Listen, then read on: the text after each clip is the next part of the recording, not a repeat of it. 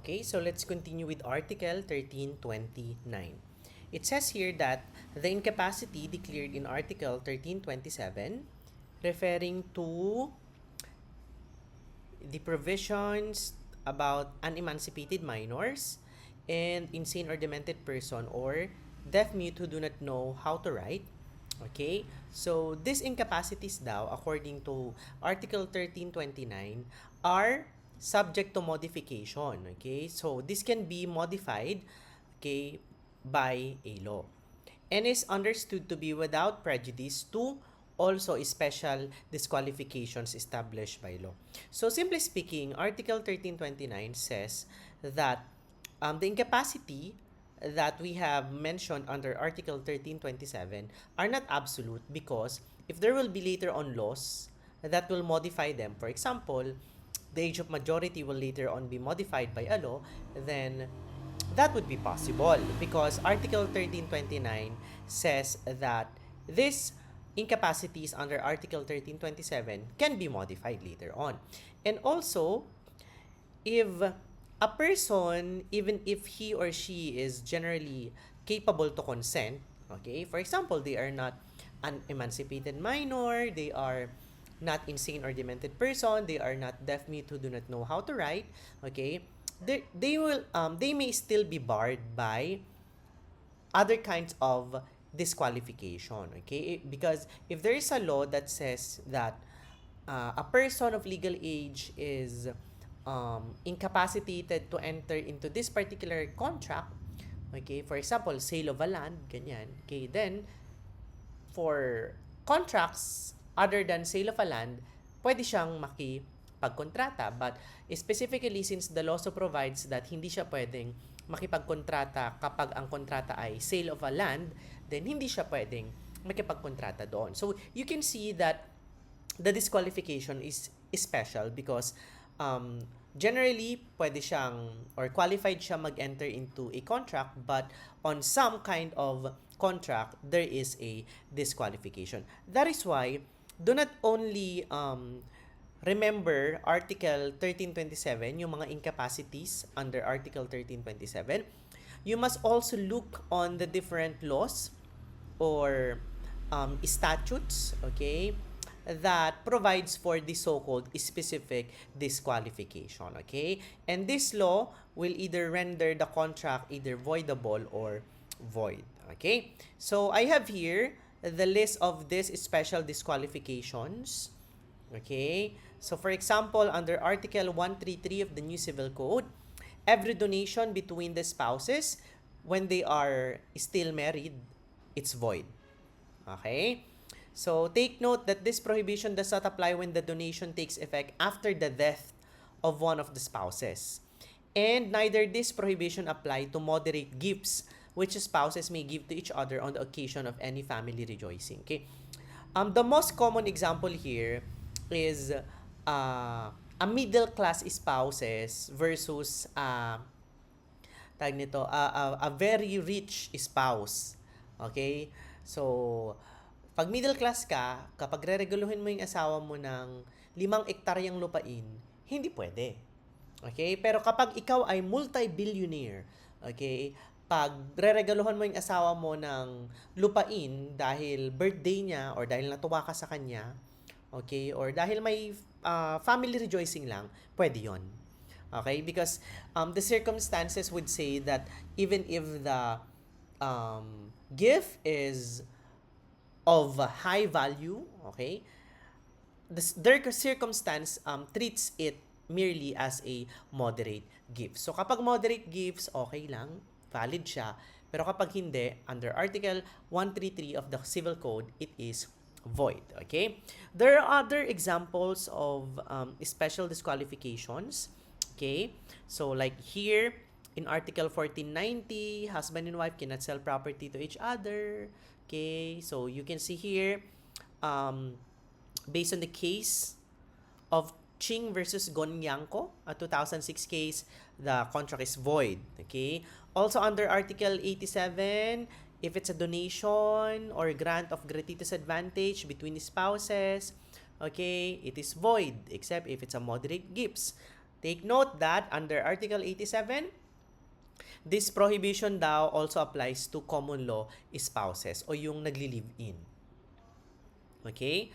Under Article 1782, especially disqualified din ang persons na hindi pwedeng mag-donate to each other, hindi sila pwedeng mag-enter into a universal partnership. Okay?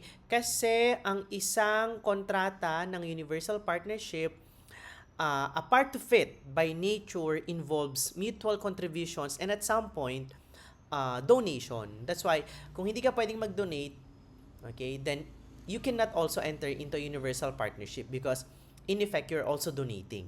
Okay?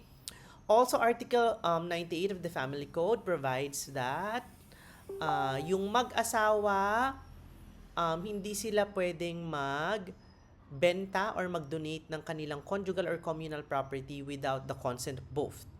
Okay? Otherwise, it's a void contract.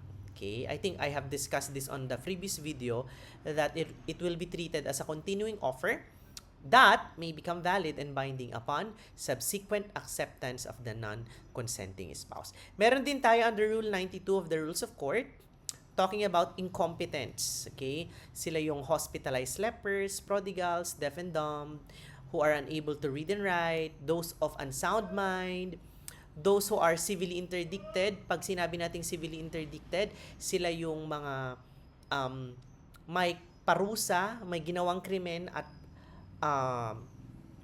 part of the penalty of the crime they committed is that their civil rights will be suspended, will be interdicted. So if your civil rights are interdicted, you cannot enter into some kinds of contract.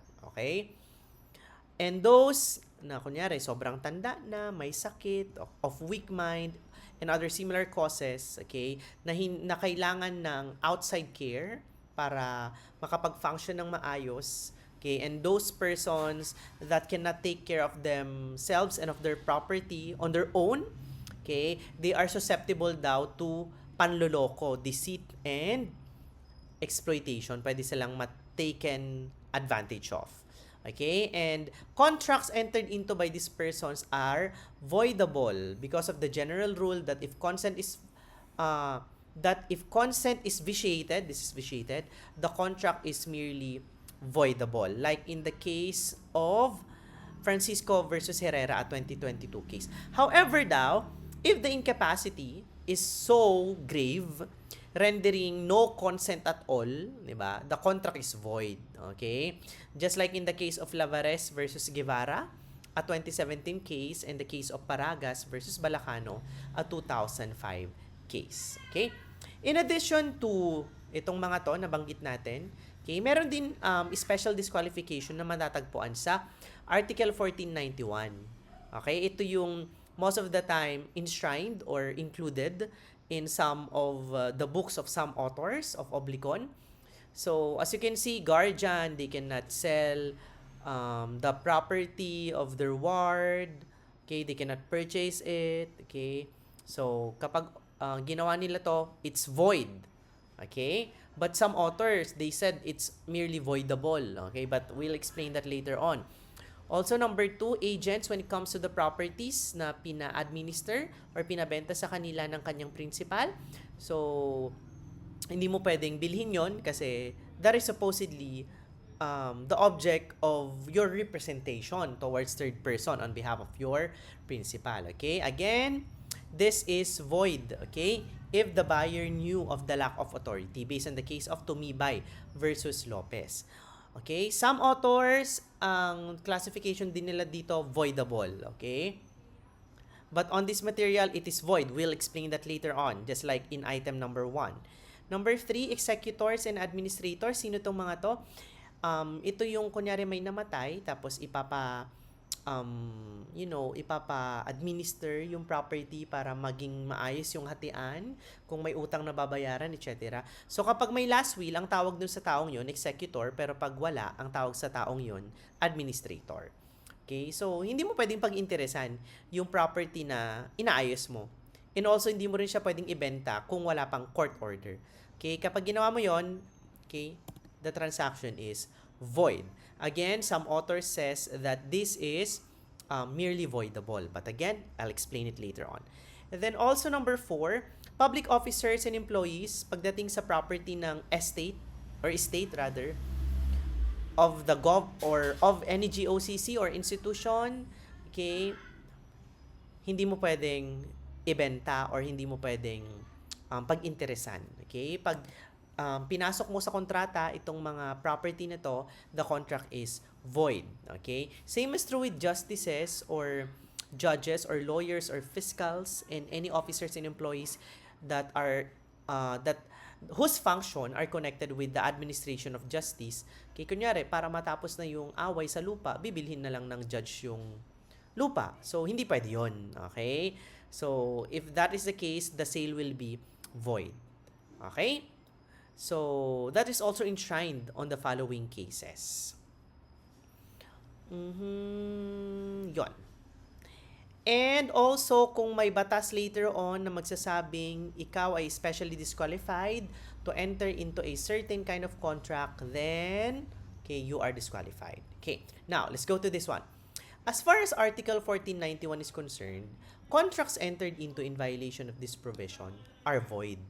Okay, we have a jurisprudence. Okay, although some authors say that for items 1, 2, 3, ito kanina, yung sa guardian, sa agents, sa executor and administrators, okay, some authors says that this contract are merely voidable while items 4 and 5 are void.